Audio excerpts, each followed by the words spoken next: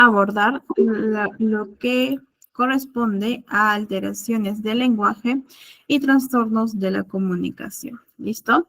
Para esto es importante que nosotros tengamos en cuenta la definición de lo que implica la alteración del lenguaje. ¿Listo? Este es un grupo heterogéneo de desórdenes en el desarrollo o en la adquisición del lenguaje. ¿Sí?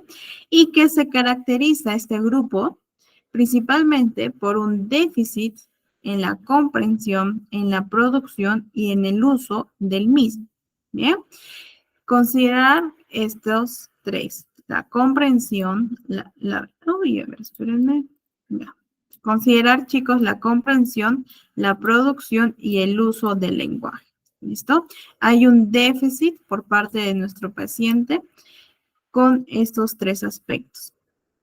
Algunas de estas alteraciones son crónicas y pueden persistir a lo largo de la vida. Sin embargo, los síntomas, las manifestaciones, los efectos y la severidad de los problemas cambian con el tiempo y también con la intervención que nosotros vamos a ir proporcionando poco a poco. ¿Listo? Entonces, esto es en cuanto a la definición de las alteraciones del lenguaje. Bien, a ver, vamos a ver alteraciones en la vertiente expresiva, es decir, cuando manifestamos, expresamos el lenguaje. Bien, vamos a ver en este caso la dislalia. ¿Listo? La dislalia, chicos, es esta incapacidad en la producción de uno o varios sonidos. Pero aquí es importante considerar que no hay una causa orgánica o neurológica que está causando esta incapacidad de producir los sonidos. Ojo, siempre hay que considerar esto. ¿Listo? Dentro de la dislalia, ¿cuál es la sintomatología? Es la omisión, es decir, dice asa en vez de casa. Y en este caso está omitiendo el fonema C, ¿cierto? Por otro lado está la sustitución, es decir, sustituye un fonema por el otro. En vez de decir taza, dice casa. ¿Listo? Entonces sustituye la T por la C. Y por otro lado también tenemos lo que son las distorsiones o la inserción. Es decir, en vez de decir globo, dice golobo, golobo. ¿Listo? Introduce otro fonema. Bien, entonces, esto, tanto la omisión como la sustitución, la distorsión e inserción, es importante considerarlo. En el proceso de evaluación ustedes se van a dar cuenta de ello. ¿Listo? A ver, la dislalia se clasifica en evolutivas y funcionales. ¿Listo? Evolutivas hace referencia a estos errores en fonemas en vías de desarrollo para una edad. ¿Sí? Mientras que las funcionales son errores en fonemas que tendrían que estar adquiridos a una edad. ¿Sí? Son dos tipos de clasificaciones de la dislalia. A ver, está asociado en muchas ocasiones con la discapacidad auditiva, ¿bien? Como la hipoacusia leve o moderada de transmisión o la otitis recurrente, ¿listo? En algunas ocasiones. También está asociada con la discapacidad psíquica, ¿bien? Y la discapacidad auditiva. En cuanto a su etiología de la dislalia, hay un déficit en la percepción y discriminación auditiva y fonológica. Por otro lado, también hay un déficit en la memoria auditiva y secuencial. Déficit en las habilidades motrices fonoarticulatorias y el modelo de habla no favorecedor. Es decir, no hay una buena estimulación por parte de un especialista o en el caso de los padres. ¿Listo? En cuanto al pronóstico de la dislalia, es favorable, ¿sí? Con una intervención de un logopeda y pues se da resultados de corto a medio plazo. Esto es algo que podemos intervenir. Para intervenir, siempre tenemos que considerar la evaluación previa. ¿Listo? Por otro lado, dentro del lenguaje expresivo, tenemos la alteración del retraso simple del habla. ¿Sí? Es decir, es este desfase significativo en la aparición y en el desarrollo de la expresión, ¿sí? Que no puede ser explicado por un retraso mental, es decir, no hay una discapacidad cognitiva que me permite realizar otro tipo de diagnóstico. ¿Listo? Tampoco hay un trastorno generalizado del desarrollo, como por ejemplo un TEA, un TDAH, entre otros. Y tampoco hay un trastorno neurológico, ¿sí? No hay una causa médica tampoco. Entonces, solo es un retraso simple del habla, ¿listo? Tengamos en cuenta que un retraso no es lo mismo que un trastorno, ¿bien? Más adelante lo vamos a ver. Dentro de la sintomatología del retraso simple del habla, son múltiples dislalias, ¿sí? Y hay una habla infantil, ¿bien? La comprensión y la actividad no lingüística está dentro de la normalidad, es decir, pueden comprender y pueden realizar esta actividad no lingüística. Sin embargo, aquí hay un desfase significativo en la aparición y desarrollo pero del lenguaje expresivo. Ojo, puede comprender, pero hay una dificultad en la expresión. En algunos casos, el retraso simple está asociado a la discapacidad auditiva y al retraso madurativo. Bien. En cuanto a la etiología, son las propias dislalias y el pronóstico, es decir, no hay una repercusión en la evolución del niño. ¿Por qué? Porque es de carácter transitorio. Con una buena estimulación, con una buena intervención, este retraso, con el pasar del tiempo, ya no va a estar, ya no se va a manifestar. ¿Listo? A ver, por otro lado, tenemos las disartrias, ¿listo? Que es esta dificultad en los movimientos articulatorios, tanto de forma aislada, es decir, por fonemas, como en palabras, ¿listo? ¿Cuál es la sintomatología de las disartrias? Es el movimiento articulatorio laboriosos, lentos e imprecisos. ¿Listo? Y estas están asociadas a niños con una lesión neurológica o un parálisis cerebral. Por lo tanto, su etiología, chicos, es netamente neurológica. ¿Bien? Y en cuanto al pronóstico, va a depender mucho del grado de la lesión que presente nuestro niño. ¿Listo? Esto sí es importante considerarlo. Las disglosias, que también es parte de una alteración del lenguaje expresivo, es un trastorno en la articulación debido a las alteraciones orgánicas. ¿Pero qué alteraciones orgánicas? Es decir, de los órganos periféricos del habla, tales como labio, paladar, lengua, entre otros. ¿Listo? Son alteraciones en los órganos periféricos del habla. ¿Bien? En cuanto a la sintomatología de las disglosias, es la omisión, es decir, omite un fonema, la distorsión, la sustitución de fonemas. ¿Sí? ¿Qué fonemas? Los que intervienen sobre todos los órganos afectados. ¿Listo? Por esto se clasifica de la siguiente manera. Labiales, que ya lo hemos visto, cuáles son los fonemas labiales. Ya hemos visto los fonemas dentales, maxilares, linguales, palatales y nasales. ¿Listo? De esta forma se clasifican las disglosias.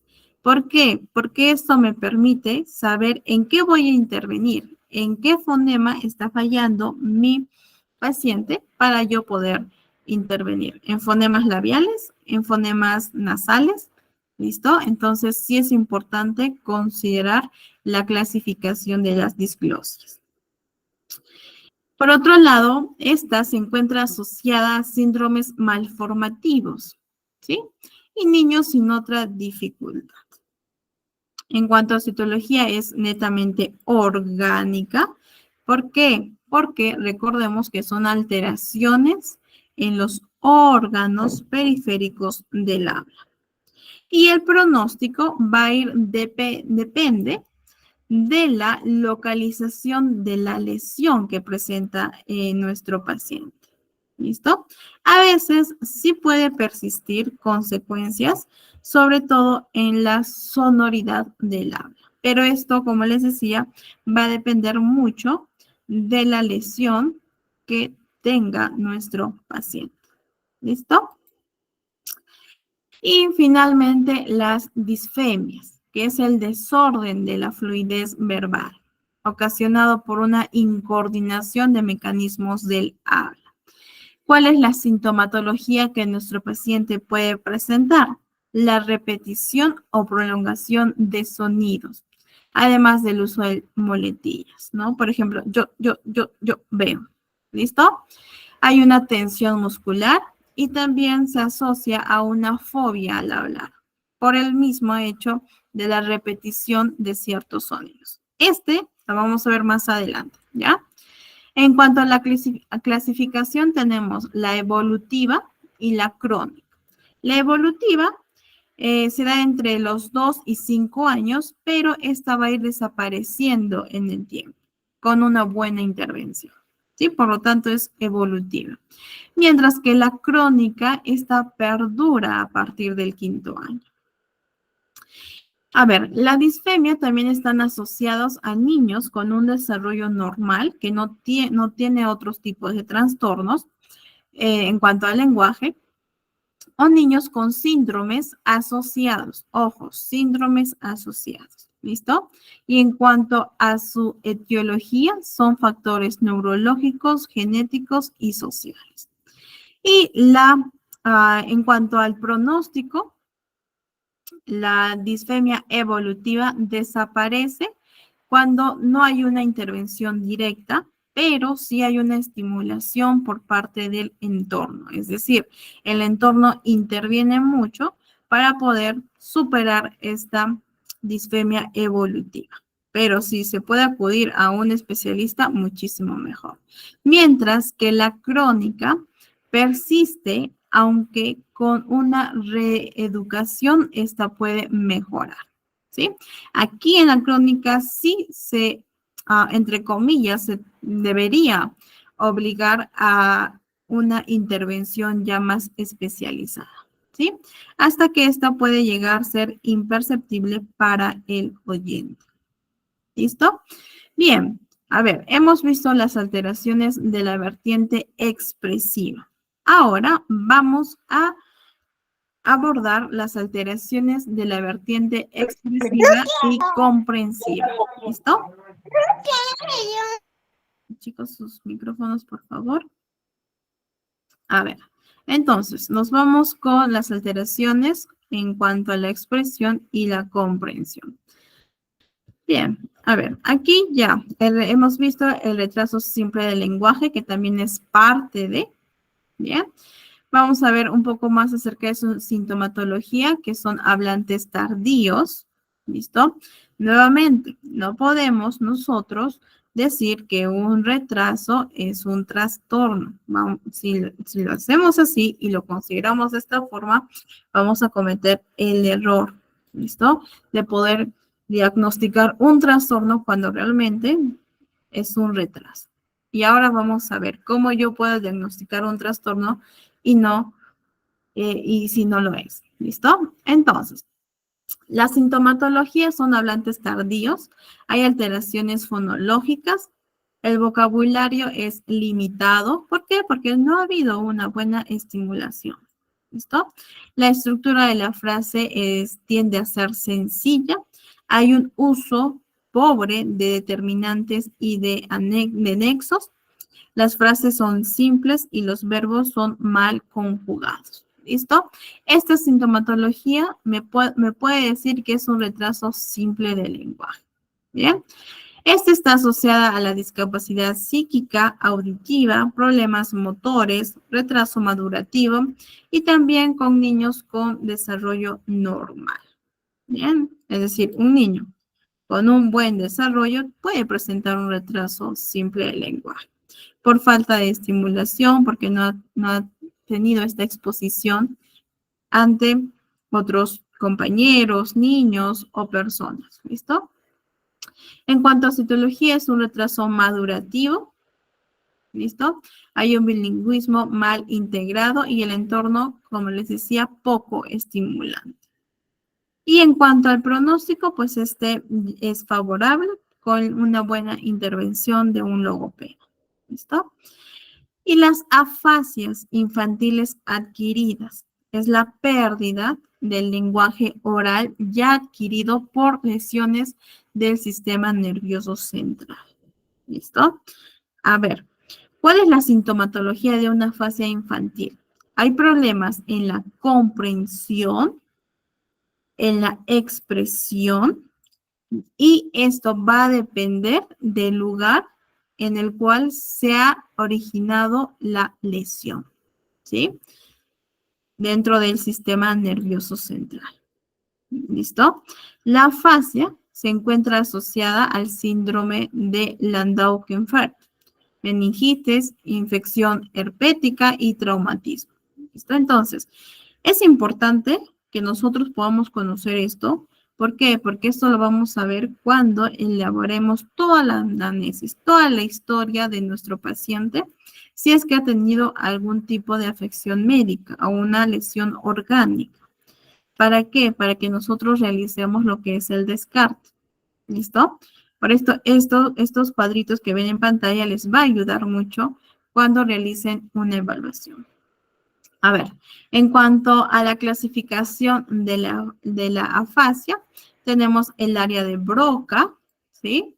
Que también ya lo hemos visto, el área de Wernicke, la conducción. La conducción también podemos ver que es parte de la clasificación de la afasia, la sensorial, la motora, anomías y transcortical. ¿Listo? Es parte de la clasificación de la afasia infantil. Y en cuanto al pronóstico, esto pues lamentablemente persisten los síntomas en el tiempo. ¿Listo?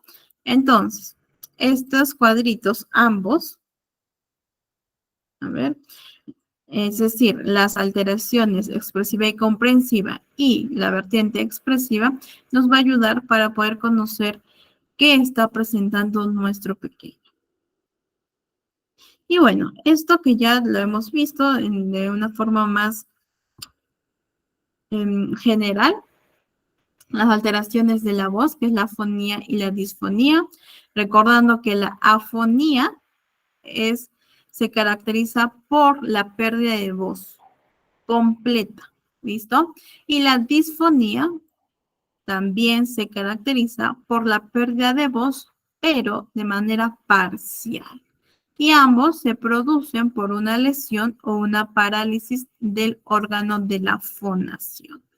¿Listo? Que también lo hemos visto en las sesiones anteriores. En cuanto a la lectura y la escritura, que también es parte de la expresión del lenguaje, está la dislexia y la disgrafia. En cuanto a la disgrafia, hace referencia a este trastorno de aprendizaje en la niñez que involucra deficiencias en las habilidades de la escritura. ¿Sí? Ojo, escritura, mientras que la dislexia es también un trastorno del aprendizaje, pero aquí el niño presenta una dificultad en la lectura. ¿Listo? ¿Por qué? Porque tiene o manifiesta inconvenientes para identificar los sonidos del habla. ¿Sí? Es decir, la fonética, los sonidos, la fonología, ¿bien? Y aprender a relacionarlos con letras y palabras. ¿Listo? Bien, entonces hemos visto algunas alteraciones del lenguaje y vamos a pasar a los trastornos de la comunicación, según el DSM-5, que ustedes también ya lo tienen, les hemos compartido en el Drive que menciona Arnold. Bien, a ver, los trastornos de la comunicación incluye deficiencias en el lenguaje, en el habla y en la comunicación. ¿Listo? Es decir, lo que hemos estado viendo. A ver, para recordar un poco, el habla hace referencia a esta producción expresiva de sonidos, ¿listo? Que por lo tanto incluye la articulación, la fluidez, la voz y la calidad de resonancia de un individuo, ¿listo? Mientras que el lenguaje incluye la forma, la función y el uso de un sistema convencional de símbolos, regido por reglas para la comunicación. ¿Listo? Y en cuanto a la comunicación, es todo este comportamiento verbal y no verbal, ya sea de manera intencional o no. ¿Listo? Y que pues, influye en el comportamiento, en las ideas, en las creencias y actitudes de otro individuo. ¿Listo? Entonces, nuevamente hemos dado una repasada acerca del habla, del lenguaje y la comunicación. Recordando, chicos, que los trastornos de la comunicación incluyen las deficiencias de estos tres aspectos. ¿Listo? Del lenguaje, del habla y comunicación. De esta forma, pasamos al trastorno del lenguaje. Para que nosotros podamos realizar un buen diagnóstico de un trastorno del lenguaje, recordemos que es importante realizar toda la historia clínica de nuestro paciente, es decir, hacer una buena anamnesis. ¿Listo? Que eso lo vamos a ver ya en la próxima sesión. Y parte de ello es también ver qué tipo de alteración o de trastorno está presentando nuestro paciente, ¿sí? Junto con las herramientas que son los test que nosotros utilizamos. Bien, a ver, en cuanto al trastorno del lenguaje, tenemos que el paciente tiene que cumplir el criterio A. A ver, ¿cuál es el criterio A? Son dificultades persistentes en la adquisición y en el uso del lenguaje en todas sus modalidades. ¿Listo? Chicos, es sumamente importante que nosotros tengamos en cuenta los criterios de diagnóstico, ¿sí? Para no cometer el error de realizar un diagnóstico que no corresponde a un paciente. Entonces, siempre cuando nosotros realicemos lo que es la evaluación, es importante leer detenidamente los criterios del diagnóstico. ¿Listo? Entonces, son dificultades, ojo, persistentes. ¿En qué? En la adquisición y en el uso del lenguaje en todas sus modalidades. Es decir, en el lenguaje expresivo, tanto hablado, escrito, en el lenguaje de signos u otros. ¿Listo? Debido a deficiencias de la comprensión y la producción que incluye lo siguiente. ¿Listo? Es decir, que dentro del criterio A, el niño tiene que presentar un vocabulario reducido, tiene que presentar una estructura gramatical limitada, es decir, la capacidad para situar las palabras y las terminaciones de palabras juntas para poder formar frases basándonos en reglas gramaticales y morfológicas, que eso también ya lo hemos visto. Por eso les decía que era sumamente importante considerar los niveles del lenguaje. ¿Listo? Entonces, y el niño tiene que presentar un deterioro de su discurso. Que el discurso es esta capacidad para usar vocabulario y poder conectar frases de tal forma que le permita explicar o describir un tema o una serie de sucesos. ¿Listo? Entonces, dentro del criterio A del trastorno del lenguaje, el niño presenta vocabulario reducido, estructura gramatical limitada y un deterioro del discurso. ¿Listo? En cuanto al criterio B, las capacidades del lenguaje están notablemente, ¿bien?, por debajo de lo esperado para su edad. Y ojo, eso no quiere decir que si un niño no pronuncia tal fonema, ya tenga un trastorno del lenguaje, ¿sí? Por eso les estaba comentando de que un retraso no es sinónimo a un trastorno, ¿listo? Sin embargo, aquí podemos ver que las capacidades del lenguaje están notablemente por debajo de lo esperado para su edad, lo que produce limitaciones funcionales en la comunicación eficaz, así como también en la participación social, en los logros académicos o en el desempeño laboral, de forma individual o en cualquier combinación. ¿Listo? Como criterio B. En el criterio C, tenemos que el inicio de los síntomas se produce en las primeras fases del periodo de desarrollo. Y el criterio D, que las dificultades no se pueden atribuir a un deterioro auditivo o sensorial de otro tipo, ¿sí? Tampoco se puede atribuir a una disfunción motora o a una afección médica o neurológica.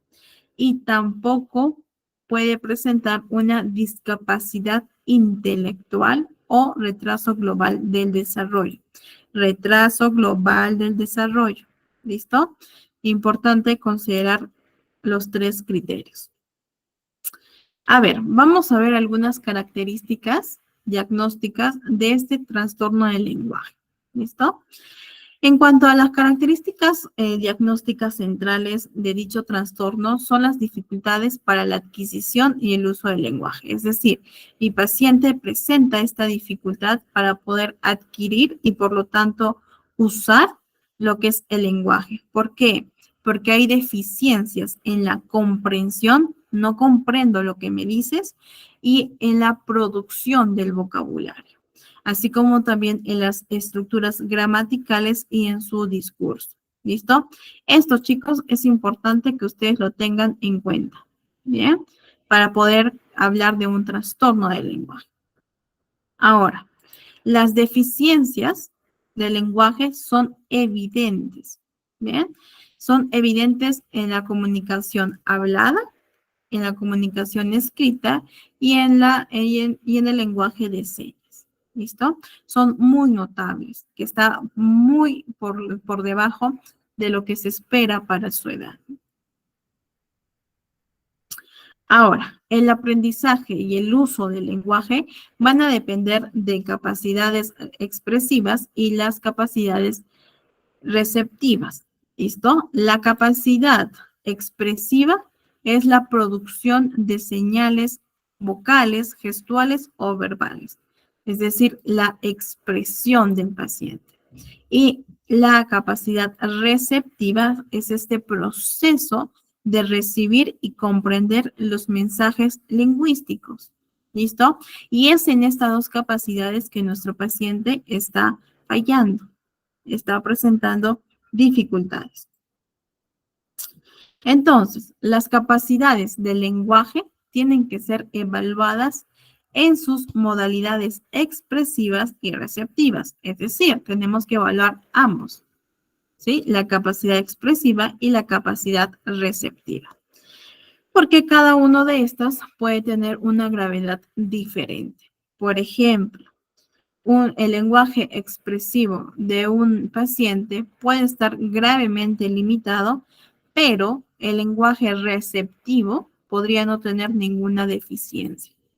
¿Listo? Por eso es importante considerar la evaluación de ambas capacidades. Ahora, en el trastorno del lenguaje, normalmente afecta el vocabulario y la gramática. Y esto, por lo tanto, limita a la capacidad de discurso, de mantener una conversación o de realizar una expresión secuencial, ¿sí? Y las primeras palabras y las frases del niño es probable que se inicien de manera retrasada. El vocabulario también es más limitado y es menos variado de lo esperado para su edad, y las frases tienden a ser muy cortas y menos complejas. Por otro lado, presentan errores gramaticales y especialmente en el tiempo pasado. ¿Listo? Estas son algunas sintomatologías que el paciente puede presentar. ¿Sí? Entonces, si nosotros vemos que nuestro paciente tiene estas dificultades, podríamos hacer una hipótesis, de que podría ser un trastorno del lenguaje. A ver, también puede haber problemas para encontrar las palabras, las definiciones verbales están totalmente empobrecidas o existe una poca comprensión de los sinónimos, ¿sí? Así como también los significados múltiples o los juegos de palabras de forma apropiada para la edad y la cultura. Siempre es importante que nosotros consideremos la cultura, ¿sí? Y la edad del niño, pues evidentemente. A ver, se manifiestan problemas para poder recordar nuevas palabras y frases, ¿sí? Otra sintomatología que nuestro niño puede manifestar. ¿Listo? Así también presentan dificultades para seguir instrucciones porque no hay una comprensión, recordemos. Dificultades para recordar series de datos verbales porque también afecta a la memoria auditiva y dificultades para recordar las secuencias de sonidos nuevos, novedosos. ¿Listo? Parte también de la sintomatología de un trastorno del lenguaje. En cuanto a la dificultad en el lenguaje, se manifiesta por unas habilidades que se encuentran por debajo de lo esperado para la edad desde el punto de vista cuantificable, ¿sí? Y que esto interfiere significativamente en los logros académicos, ¿sí? Importante. A ver, el diagnóstico del trastorno del lenguaje se debe de realizar basándose en la síntesis de los antecedentes del individuo, es decir, del paciente. Y cómo yo voy a tener estos antecedentes con la entrevista con los padres. ¿Listo? Importante. Las observaciones clínicas directas también nos va a ayudar a poder conocer en qué está manifestando algún tipo de error de mi paciente. ¿Listo? Para que yo también pueda realizar un diagnóstico. Entonces, realizamos observaciones clínicas directas en diferentes contextos, tanto en casa, en la escuela y en el caso de los adultos, en el trabajo. Y los resultados de las pruebas estandarizadas que nosotros vamos a utilizar para poder medir la capacidad de lenguaje que tiene nuestro paciente. ¿Listo? Entonces, a través de la observación, de la entrevista y de las pruebas estandarizadas, nosotros podemos realizar un diagnóstico de trastorno del lenguaje. Listo. A ver, vamos a tocar en cuanto al desarrollo y el curso de este tipo de trastorno. La adquisición del lenguaje está marcada por cambios que se producen desde el inicio de la niñez temprana hasta alcanzar el nivel de competencia de un adulto, ¿sí? Que pues esta competencia ya va apareciendo durante la adolescencia. Entonces, el trastorno del lenguaje aparece durante el periodo del desarrollo temprano, ¿sí? Sin embargo, hay una variación que es considerable en la adquisición temprana del vocabulario y en las primeras combinaciones de la palabra. ¿Listo? Entonces, el trastorno del lenguaje diagnosticado a partir de los 4 años suele ser estable en el tiempo, ¿sí? Y normalmente persiste hasta la edad adulta, cuando este trastorno ha sido diagnosticado a partir de los 4 años, ¿sí? Aunque también es probable que cambie el perfil particular de los puntos fuertes y débiles durante el desarrollo de la persona. ¿Listo? Entonces, estos en cuanto a su desarrollo y curso del trastorno del lenguaje. ¿Bien? Y ahora vamos a tocar los factores de riesgo y el pronóstico. A ver, en cuanto A los factores de riesgo tenemos los factores genéticos y fisiológicos, es decir, que los trastornos del lenguaje son altamente heredables, ¿sí? Según el DSM-5. Y los miembros de la familia tienen más posibilidades de tener antecedentes de deficiencias lingüísticas. ¿Y cómo yo voy a saber esto, Mariano? Por la entrevista. Cuando nosotros realicemos ya la próxima sesión, lo que es la historia de mi paciente, voy a tener que preguntar todo ello. ¿Listo? Por otro lado, los niños con deficiencias receptivas del lenguaje tienen un peor diagnóstico, ¿sí? Es decir, hay una deficiencia para poder comprender, recepcionar información del exterior. Y este tipo de personas tienen un peor pronóstico a diferencias a los que tienen deficiencias expresivas, ¿sí? ¿Por qué? Porque son más resistentes al tratamiento y se observa que frecuentemente hay dificultades en la comprensión de la lectura, ¿bien? En cuanto a pronóstico de las dos capacidades que hemos visto, receptiva y comprensiva. A ver, por otro lado, y sumamente importante, es el diagnóstico diferencial. El trastorno del lenguaje, chicos, debe diferenciarse de las variaciones normales del desarrollo, lo que les decía. Puede ser difícil hacer esta distinción, sí, sobre todo antes de los 4 años de edad, porque puede deberse a que mi niño simplemente sea un retraso, pero no es un trastorno, ¿sí? Por eso, sí hay una dificultad de poder diagnosticar antes de los 4 años de edad, ¿sí? Es difícil de poder realizar esta distinción de las variaciones normales del desarrollo a un trastorno del lenguaje.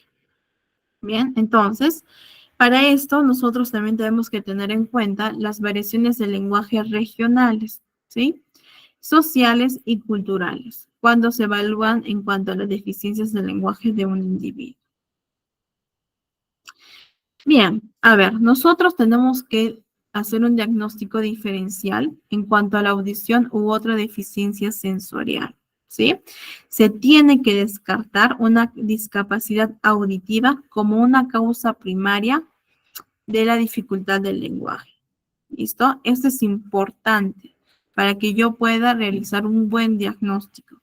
Entonces, para que yo diga que es un trastorno del lenguaje, parte de es que mi niño no tenga una discapacidad auditiva y que esta discapacidad auditiva sea la causa primaria que hace que mi paciente tenga dificultad con el lenguaje. ¿Listo? Y las deficiencias del lenguaje pueden asociarse a una discapacidad auditiva o a otra deficiencia sensorial o a una deficiencia motora del habla. Entonces, cuando las deficiencias del lenguaje exceden lo que normalmente se asocian a estos problemas, se puede hacer un diagnóstico del trastorno del lenguaje. ¿Listo? De esta forma, nosotros podemos realizar un diagnóstico diferencial de una audición u otra afección o deficiencia sensorial. Por otro lado, también está lo que es la discapacidad intelectual. Tenemos que hacer este diagnóstico diferencial con dicho trastorno. ¿Listo? A ver, un retraso del lenguaje es a menudo la presentación característica de una discapacidad intelectual.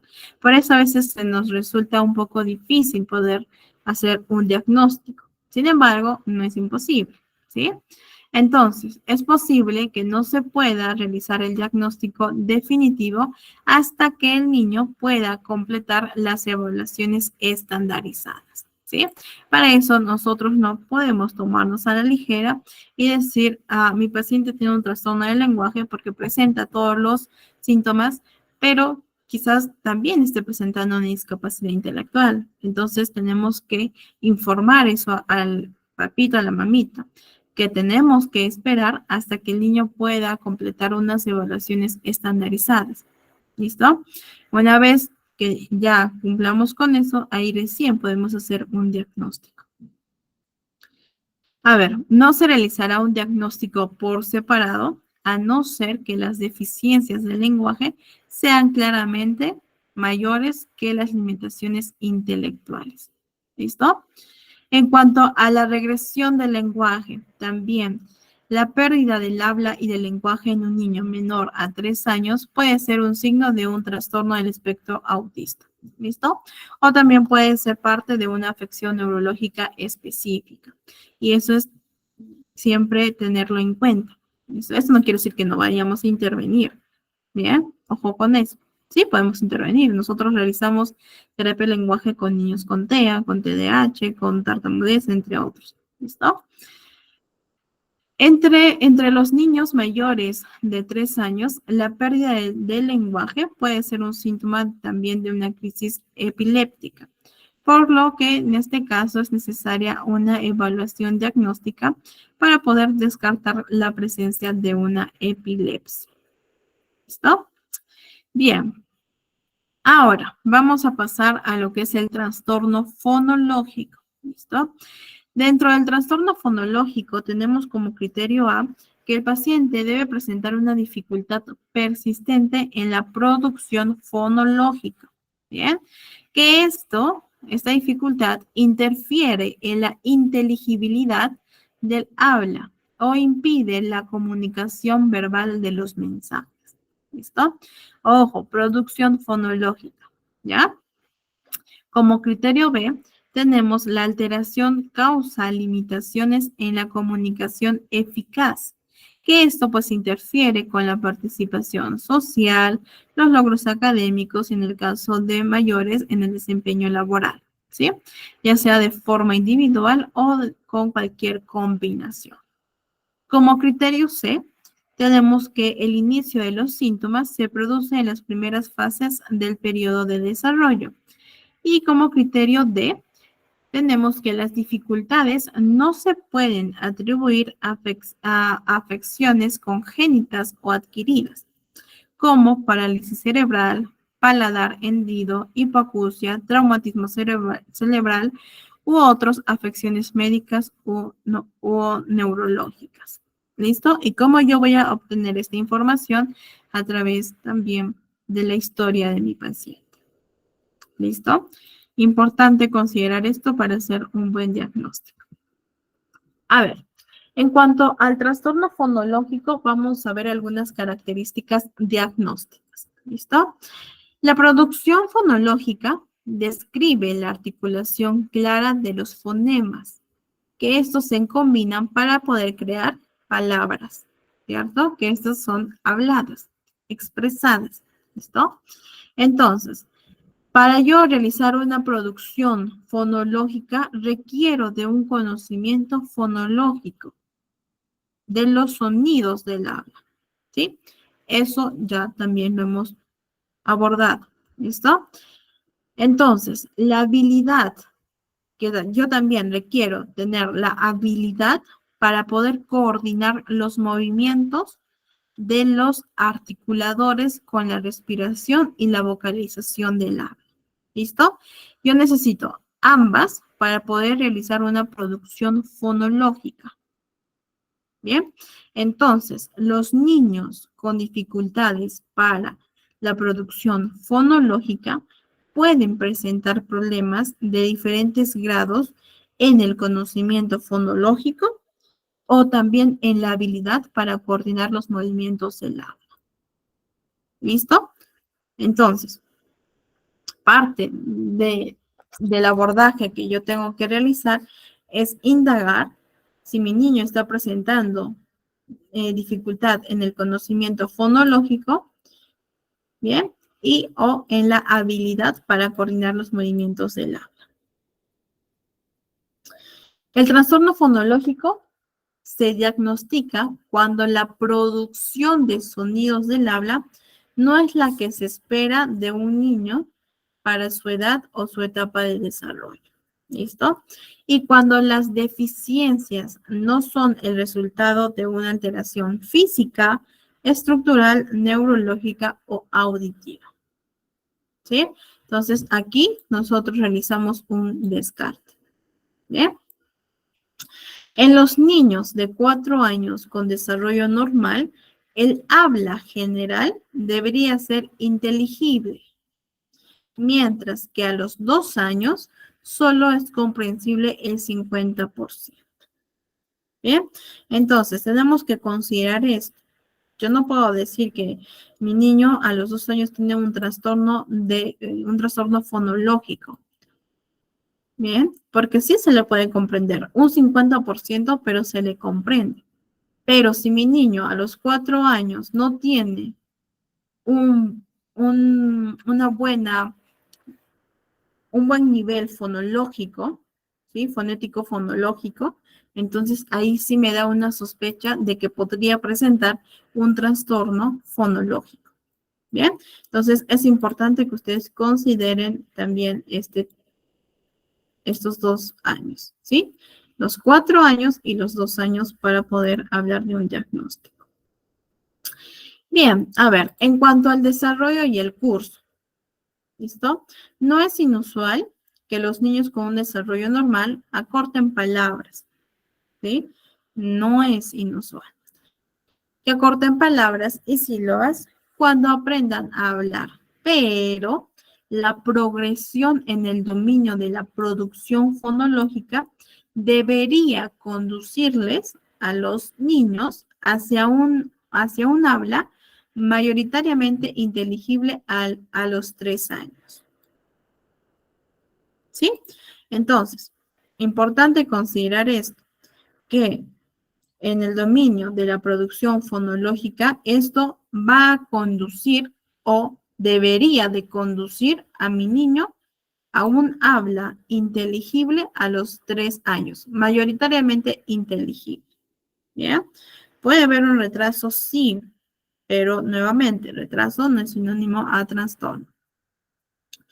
A ver, los niños con trastorno fonológico siguen utilizando procesos inmaduros de simplificación fonológica, después de la edad en que la mayoría ya puede emitir palabras claramente.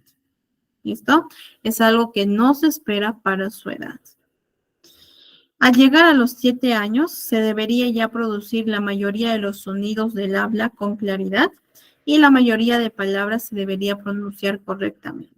Entonces, si yo veo que mi niño de 7 años no está pronunciando, no está realizando sonidos del habla con claridad, entonces tenemos que alertarnos. En cuanto al diagnóstico diferencial, tenemos que tener en cuenta las variaciones del habla, tanto regionales, sociales y culturales, antes de hacer un diagnóstico. ¿Listo? Siempre es importante considerar esto. Bien, en cuanto a la audición u otra deficiencia sensorial, es decir, o la sordera puede conllevar a tener anormalidades del habla. ¿Listo? En cuanto también tenemos que hacer un diagnóstico diferencial con las deficiencias estructurales, es decir, que las alteraciones del habla pueden estar causadas por deficiencias estructurales. Por ejemplo, un paladar hendido. Y nuevamente, esto no quiere decir que yo no pueda intervenir. Sí, puedo intervenir, ¿sí? Sí lo puedo realizar. En cuanto a la disartria, ¿no? Las alteraciones del habla pueden atribuirse a un trastorno motor como una parálisis cerebral. Ahora, los signos neurológicos, ¿sí? Así como también las características distintivas de la voz, diferencian la disartria de un trastorno fonológico. Y chicos, por favor, considerar esto, ¿ya? Para no cometer el error. Aunque en los niños pequeños, menores de los 3 añitos, realizar esta diferenciación puede ser difícil para nosotros. Por eso yo sí les recomiendo tener mucho cuidado con ello, ¿sí? Tengan en cuenta mucho lo que es el periodo evolutivo de mi niño, que ya lo hemos visto en la sesión anterior. Guíense de eso para que ustedes puedan ver de repente es un retraso o de repente sí puede ser un trastorno neurológico. Pero antes de los 3 años, poder diferenciar esto es difícil, ¿sí? Sobre todo también cuando la afección motora general es inexistente o es mínima. Es decir, que probablemente no haya una afección motora. Y si es que lo hay, es mínima, ¿Listo? Entonces, nosotros no podemos hablar de un trastorno fonológico si es que mi niño presenta ello. Y también tenemos que diferenciar con el mutismo selectivo. ¿Listo? Que es este uso limitado del habla y que puede ser un signo de mutismo selectivo también. ¿Sí? Pero un trastorno de ansiedad que se caracteriza por la ausencia del habla en uno o más contextos o entornos. Eso es el mutismo selectivo. ¿Listo? Un trastorno de ansiedad, no un trastorno fonológico. Podemos cometer el error, mi niño no habla, pero es que sí habla, solo que no lo manifiesta en uno o más contextos, pero con amigos o en casa sí manifiesta el habla. ¿Listo? Entonces no podemos decir que mi niño tiene mutismo, perdón, no podemos decir que mi niño tiene un trastorno de fonológico cuando de repente tiene un mutismo selectivo. ¿Listo? Entonces, el mutismo selectivo se puede diferenciar a los niños que padecen trastorno del habla porque sienten vergüenza, ¿listo? A causa de sus deficiencias. Aunque muchos niños con mutismo selectivo pueden manifestar un habla normal en los entornos que ellos perciben como seguros, tanto en casa, con familia o los amigos cercanos. Pero cuando llega a sesión y está con el especialista, no habla. ¿Listo? Pero eso no quiere decir que sea un trastorno fonológico. Ojo, mucho cuidado con eso. Bien, por otro lado, también tenemos el trastorno de la fluidez de inicio en la infancia, o más conocido también como el tartamudeo. ¿Listo? Dentro de los criterios tenemos lo siguiente. Hay alteraciones de la fluidez y la organización temporal normales del habla que son inadecuadas para la edad del individuo y las habilidades del lenguaje. ¿Listo? Esto persisten pues con el tiempo y se caracterizan por la aparición frecuente y notable de uno o más de los siguientes factores. Ojo, aquí uno o más, es decir, que tiene que presentar al menos uno. ¿Listo? De lo siguiente, repetición de sonidos y sílabas, prolongación de sonidos de consonantes y de vocales, palabras fragmentadas, bloqueo audible o silencioso, es decir, pausas en el habla, circunloquios, que es muy común, que es la sustitución de palabras para poder evitar palabras problemáticas, es decir, si yo tartamudeo con tal palabra, entonces busco otra palabra, otro sinónimo, solo con la finalidad de no producir esta palabra que me lleve a tartamudear. ¿Listo? También puede presentar palabras producidas con un exceso de tensión física y la repetición de palabras completas monosilábicas, ¿no? Por ejemplo, yo lo veo. ¿Listo? Entonces, para que cumpla este criterio es importante que presente una o más de los 7 factores que acabamos de ver. Bien, como criterio B, el paciente tiene que presentar la alteración, que esta alteración causa una ansiedad al hablar o limitaciones en la comunicación eficaz. ¿Listo? Está muy asociado a esto, a esta ansiedad, a este temor que mi niño o mi paciente tiene para poder comunicarse. ¿Listo? También hay limitaciones en la participación social, en el rendimiento académico o laboral de forma individual o en cualquier combinación. Como criterio C, tenemos que el inicio de los síntomas se produce en las primeras fases del periodo de desarrollo. Sin embargo, los casos de inicio más tardíos se diagnostican con esto. ¿Sí? Esto ya es parte ya de lo que es el diagnóstico. ¿Por qué? Porque es un inicio de un adulto. ¿Listo? Pero para un niño utilizamos, uy, no lo tengo en la mano, pero bueno, para un adulto utilizamos esta numerología. ¿Listo? 307 según el DSM y F98.5 según el CIE. Y finalmente, en el criterio D, la alteración no se puede atribuir a un déficit motor o sensitivo del habla, ¿sí? Tampoco hay una disfluencia asociada a un daño neurológico. O tampoco hay una afección médica y no se explica mejor por otro trastorno mental, ¿sí? ¿Para qué? Para que nosotros podamos realizar lo que es el descarte. En cuanto a las características diagnósticas del tartamudeo, la característica principal de este trastorno es una alteración de la fluidez y la organización temporal del habla. ¿Listo? Esto es importante. ¿Sí? Fluidez y la organización temporal del habla que no corresponde con la edad del individuo. ¿Listo? A ver, la alteración se caracteriza por la repetición frecuente o la prolongación de ciertos sonidos, ¿sí? Y otras alteraciones de la fluidez, como palabras fragmentadas, pausa en medio de una palabra, los circunloquios, la sustitución de palabras, solo para poder evitar las palabras problemáticas que me lleva al tartamudeo, ¿listo? Y las palabras producidas con exceso de tensión física y las repeticiones de palabras completas monosilábicas. Por ejemplo, ¿no? Tú quieres. Es una repetición de palabras monosilábicas. La alteración de la fluidez interfiere en el rendimiento académico, en el aspecto laboral y en la comunicación social, ¿sí? Esto también es importante considerar porque es parte de un criterio de diagnóstico, ¿bien? El alcance de la alteración varía en las distintas situaciones y a menudo es más grave cuando la comunicación está sujeta a un tipo de presión. Esto es importante considerar para también psicoeducar a mi paciente o psicoeducar a los padres. Cuando hay un tipo de presión, por ejemplo, tiene que realizar una presentación en el colegio, una entrevista de trabajo, tiene que exponer delante de mucha gente en una reunión social, esto se va a variar, ¿sí? Por esta situación y tiende a ser más grave. Bien.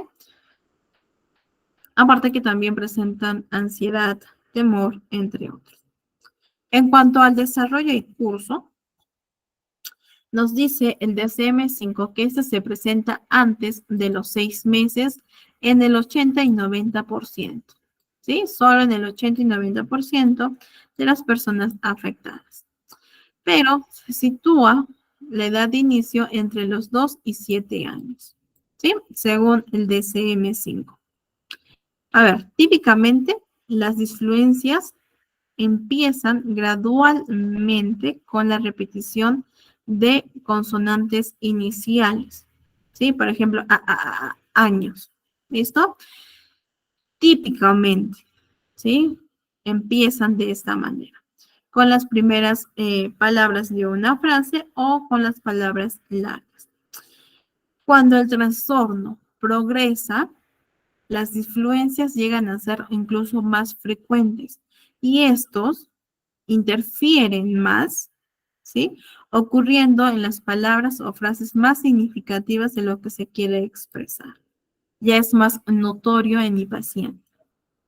La gravedad del trastorno de la fluidez a los 8 años predice la recuperación o la persistencia del trastorno durante la adolescencia y en las etapas posteriores.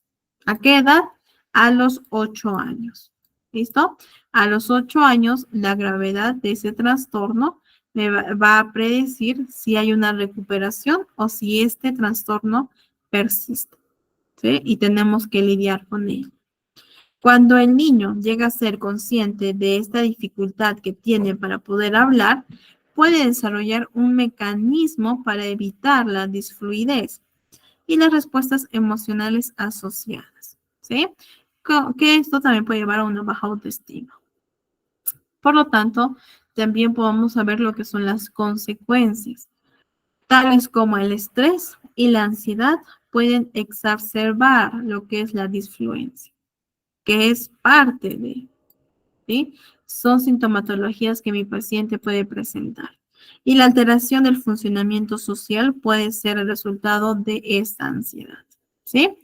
También baja autoestima, limitaciones, se limitan mucho para poder participar con otras personas, ¿sí? Por otro lado, tenemos que realizar lo que es un diagnóstico diferencial, ¿sí? En todos los trastornos nosotros realizamos un diagnóstico diferencial, ¿bien? En cuanto a las disfluencias normales del habla, ojo chicos, normales, ¿sí? Tenemos que distinguir las disfluencias normales que ocurren frecuentemente en los niños pequeños como repeticiones de palabras enteras o frases. Por ejemplo, yo quiero helado. Esto no quiere decir que tenga tartamudez mi niño. Está repitiendo frases enteras, ¿sí? Yo quiero. Si diría yo quiero, ahí sí nos puede dar un indicador. ¿Bien? Entonces tenemos que diferenciar ello. Pero, ¿qué pasa si estas dificultades aumentan en la frecuencia y, ojo, en la complejidad? Mientras que mi niño crece, el diagnóstico de tartamudez de un inicio en la infancia sería correcto. ¿Sí? Entonces, de esta forma es importante corregir a mi niño. Si mi niño, si yo soy mamá y mi niño no tiende mucho a corregir o reeducar esta repetición, tengo que llevarlo a un especialista. ¿Sí? Si esta frecuencia aumenta y la complejidad también. Por otro lado, también los efectos secundarios de una medicación. ¿Por qué? Porque el tartamudeo puede ocurrir como un efecto secundario de un medicamento, ¿sí? Lo que puede detectarse por su relación temporal con la exposición a dicha medicación. ¿Listo? No podemos decir que es un diagnóstico, ¿sí? Si es que es parte de un efecto secundario de una medicación. También con el trastorno de Tourette, ¿cierto? Los tics vocales y las vocalizaciones repetitivas de dicho trastorno deberían ser distinguidos de los sonidos repetitivos del trastorno de la fluidez. ¿Listo? Tanto por la naturaleza y por el ritmo. Es totalmente distinto. ¿Listo? Entonces, para que nosotros podamos realizar este diagnóstico diferencial. Y las disfluencias en el inicio adulto. Bien, si el inicio de estas disfluencias es durante la adolescencia o después de esta etapa, se trata de una disfluencia de inicio en el adulto y no de un trastorno del neurodesarrollo. ¿Por qué? Porque el adulto ya no es parte de este tipo de trastornos del neurodesarrollo, ¿sí? Por eso incluso su clasificación es distinta. Bien, ahora nos vamos con el trastorno de la comunicación social a nivel pragmático, ¿sí? Recordemos los 4 niveles del lenguaje. Dentro de lo que son los criterios del trastorno de la comunicación social, tenemos los siguientes. Criterio A, debe presentar dificultades persistentes en el uso social de la comunicación verbal y no verbal, ¿sí? Que se manifiesta por los siguientes factores. Hay deficiencias en el uso de la comunicación para propósitos sociales, tales como saludar o compartir información, de manera que ésta sea apropiada al contexto social. ¿Listo? Entonces, vemos deficiencias en este uso de comunicación con el propósito social. Por otro lado, también vamos a observar un deterioro en la capacidad para cambiar lo que es la comunicación de forma que ésta se pueda adaptar al contexto o a las necesidades del otro, ¿sí? Como hablar de forma diferente en un aula o en un parque, conversar de forma diferente con un niño o con un adulto y evitar el uso del lenguaje demasiado formal. ¿Listo? Hay un deterioro de esta capacidad. Por otro lado, las dificultades para seguir las normas de conversación y narración, tales como respetar el turno en la conversación. Tú, después yo, después tú, después yo, ¿sí? Expresarse de otro modo cuando no es bien comprendido. No sé cómo realizar otra reorganización de mis palabras porque sé que la otra persona no me comprende y saber cuándo utilizar signos verbales y no verbales para regular la interacción. ¿Listo? Hay este tipo de dificultad. Finalmente, la dificultad para comprender lo que no se dice explícitamente. Por ejemplo, el hacer inferencias. ¿Sí? Y también dificultad para comprender los significados no literales o ambiguos del mensaje. ¿Sí? O, perdón, del lenguaje. Expresiones, por ejemplo, las metáforas, los chistes, no hay una capacidad para poder comprender ello.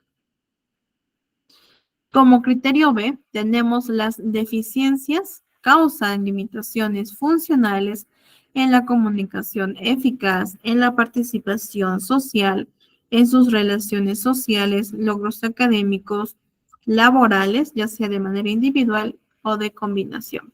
Como podemos ver, el criterio B se repite en todos los trastornos de la comunicación. Los síntomas comienzan también en las primeras fases del periodo de desarrollo, pero, ojo, pero las deficiencias pueden no manifestarse totalmente hasta que la necesidad de comunicación social supera las capacidades limitadas. Por eso es importante que nosotros tengamos en cuenta ello, ¿sí? Para realizar el diagnóstico en caso mi niño presente un trastorno de la comunicación social. ¿Listo? Y como criterio D, tenemos que los síntomas no se pueden atribuir a otra afección médica o neurológica, a una baja capacidad de dominios de morfología y gramática, y no se puede explicar mejor por un TEA, por una discapacidad intelectual, por un retraso global de desarrollo u otro trastorno mental. Por esto, aquí, en este criterio, nosotros realizamos un descarte. ¿Sí? En cuanto a las características diagnósticas de este trastorno, el niño debe presentar una dificultad primaria. ¿En qué? Con la pragmática, ¿sí? O el uso social. También debe presentar una dificultad en el lenguaje y en la comunicación, ¿sí? Se manifiesta en forma de deficiencias de la comprensión, ¿sí? Para seguir reglas sociales de la comunicación verbal y no verbal. ¿Bien? Hay una deficiencia en ambos.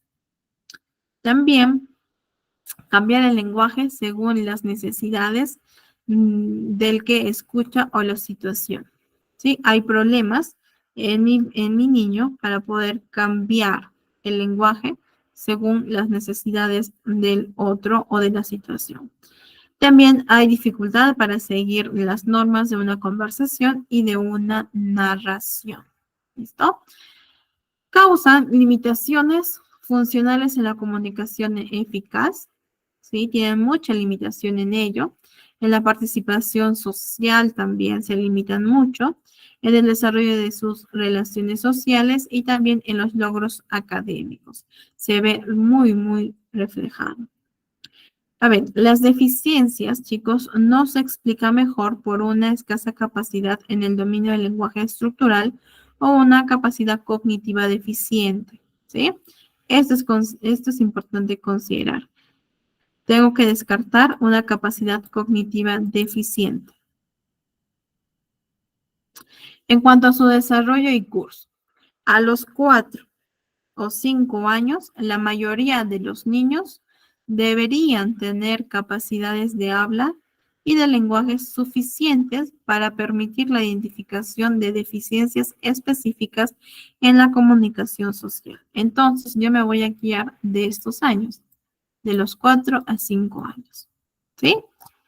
A ver, las formas más leves del trastorno pueden no resultar evidentes hasta la adolescencia temprana.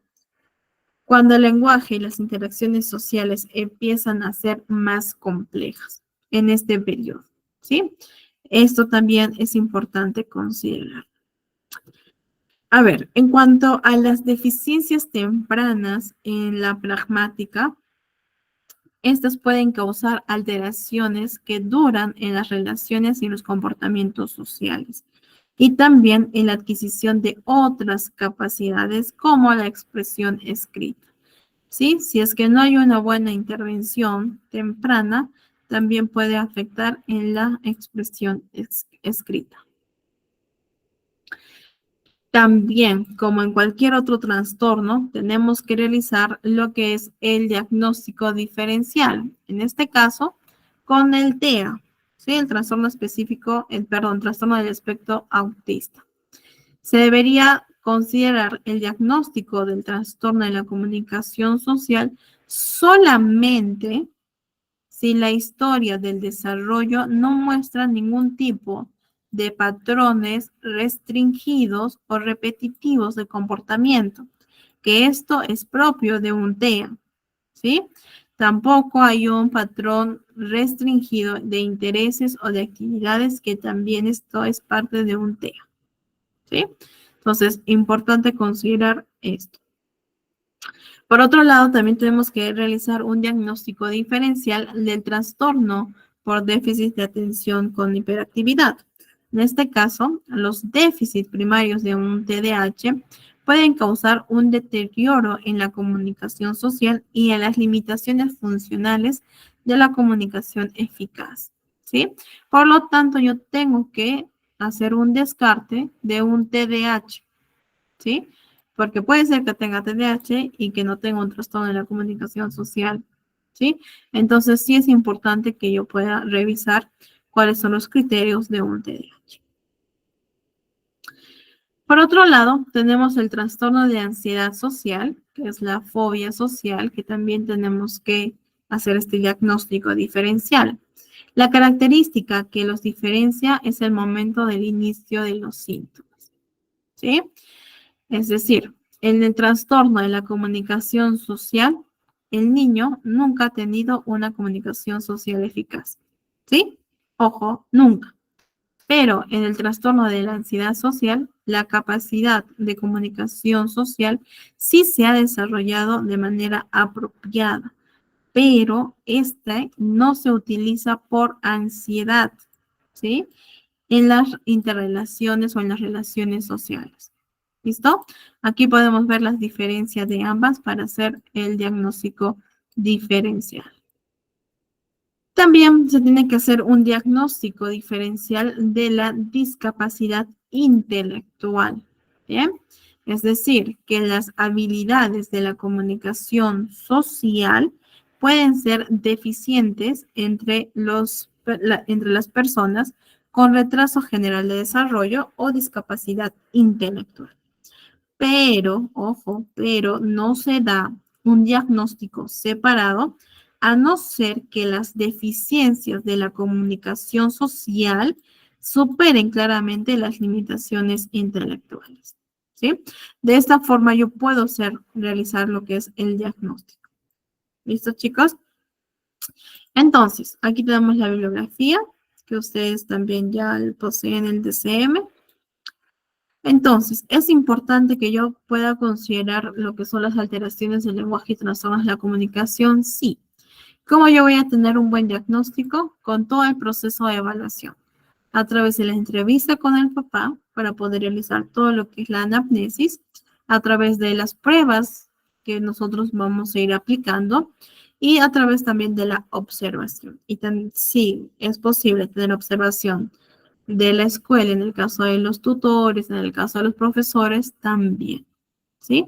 Nos podemos apoyar de esta información. Ahora, parte de lo que es la terapia del lenguaje es conocer todo lo que hemos visto en las sesiones anteriores. Si se habrán dado cuenta, hemos visto paso por paso para llegar a lo que son alteraciones del lenguaje y trastornos de la comunicación. ¿Para qué? Para que nosotros podamos conocer. ¿Por qué? ¿Qué pasa si nosotros hubiéramos primero iniciado con alteraciones y trastornos del lenguaje o de la comunicación?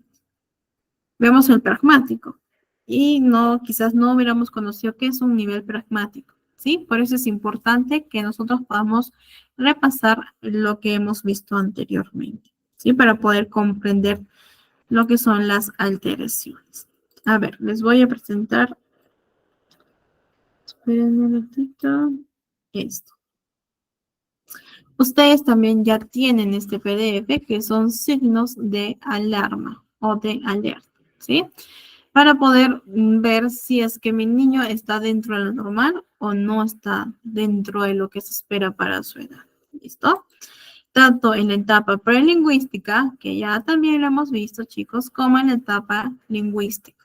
¿Listo? ¿Cuáles son los signos de alerta? En este caso, una succión con deficiencia, ¿bien? Llanto débil en los 3 a 4 meses, no sonríe ante las caras o voces familiares a los 3 meses, no imita o produce sonidos a los 4 meses, no responde o no se orienta hacia los sonidos o a la voz humana a los 5 meses, hay una ausencia de sonidos al quinto y al noveno mes, no balbucea al octavo mes, no presta interés a los juegos repetitivos a los 8 meses y no utiliza gestos como adiós o palmitas a los 12 meses. Esos son signos de alerta, ¿sí? Entonces, si yo veo esto en mi niño, estimulación, ¿sí? Importante. ¿Listo?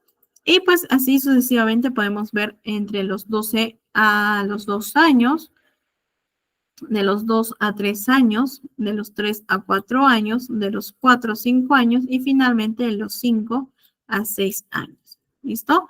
Y aquí podemos ver ya lo que es el tartamudeo. Hay una dificultad también para la atención sostenida, dificultad en la comprensión de conceptos, ¿sí? Dificultad para responder a las preguntas qué, dónde, de qué, quién, por qué.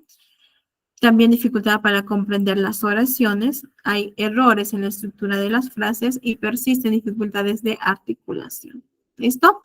Estos son signos de alarma, de alerta, que nos va a ayudar a poder conocer en qué está fallando mi niño, qué sintomatología tiene y si es que necesita o no una intervención. ¿Listo? Entonces, de este PDF también ustedes se pueden guiar para poder conocer un poco más acerca de ello. Y finalmente, chicos, ustedes, aquí está, tienen ya el DSM-5, ¿sí? Que en este caso lo van a encontrar como trastornos de la comunicación. ¿Listo? Hemos visto los trastornos del lenguaje, el trastorno fonológico, el trastorno pragmático y el trastorno de la fluidez. ¿Bien? Entonces, este material ustedes también ya lo tienen en el Drive para que lo puedan leer. Importante considerar todo lo que hemos visto desde la primera sesión hasta ahora para realizar un buen abordaje. ¿Listo? A ver, Pedro nos comenta. Lo importante es la recuperación después de utilizar estrategias que respondan a los diferentes trastornos de la expresión. Así es, Pedro. Así es, Zuli, ¿no? Nosotros como especialistas tenemos que prepararnos siempre para dar una buena intervención. Y bueno, chicos, entonces ya ustedes tienen lo que es el material. Así es, Noemi.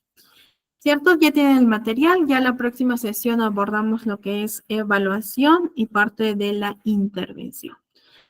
Y bueno, chicos, con esto ya finalizamos lo que es la sesión del día de hoy. Espero que podamos llevarnos un buen aprendizaje, repasarlo en casita y que tengan una bonita noche. Ya nos estamos viendo el día viernes. Cuídense mucho.